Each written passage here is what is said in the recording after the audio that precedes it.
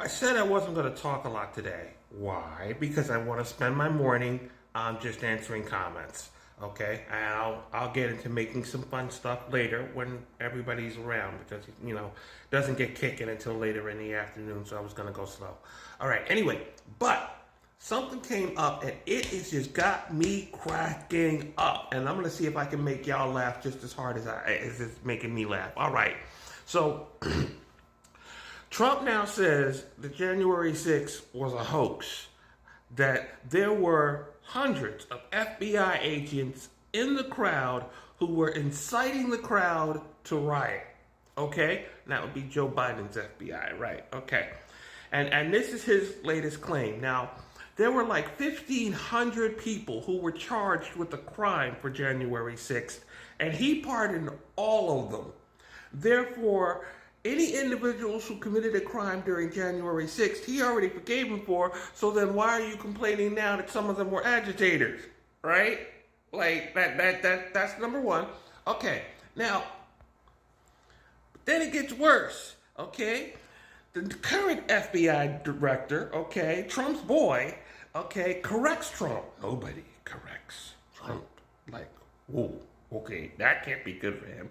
Anyway, he says, yes, the FBI agents were there, but they didn't actually arrive until after it became sort of a riot. They were simply there for crowd control. So he contradicted Trump. That's not good for him, and his head has been like getting ready to be on a platter lately. Anyway, let me tell you what Cash Patel's week has been like. See, he's been trying to justify his job. They're saying things like, well, you're taking agents off of this, that, and the other thing. He says, well, we've seized all this stuff. We got all these arrests. And they're kind of like, yeah, but couldn't you have more things seized and even more arrests if your FBI agents were doing like FBI jobs instead of immigration jobs? And all these arrests, if they're immigration-related arrests, or detainments, that doesn't really count as FBI work. So if you have thousands of these arrests, way more than ever has been done before, doesn't sound to me like you're doing your job. It sounds like you're cooking your books. And number two, you keep releasing so much information on ongoing investigations. Like, dude, like, stop. All right?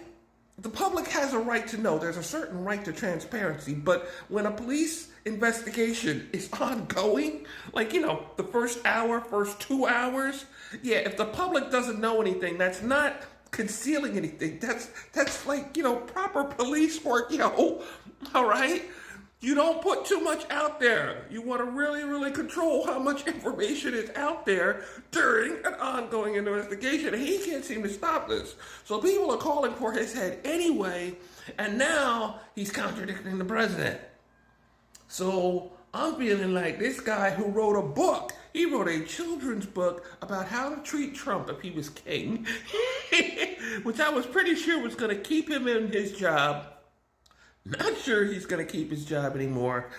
I don't know if that was at all funny to you or if I made it funny to you, but I really miss the days when politics was boring.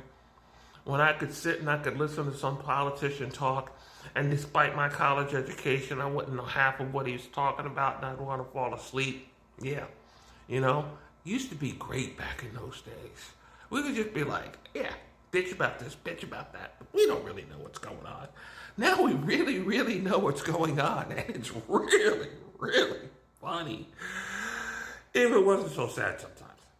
Okay.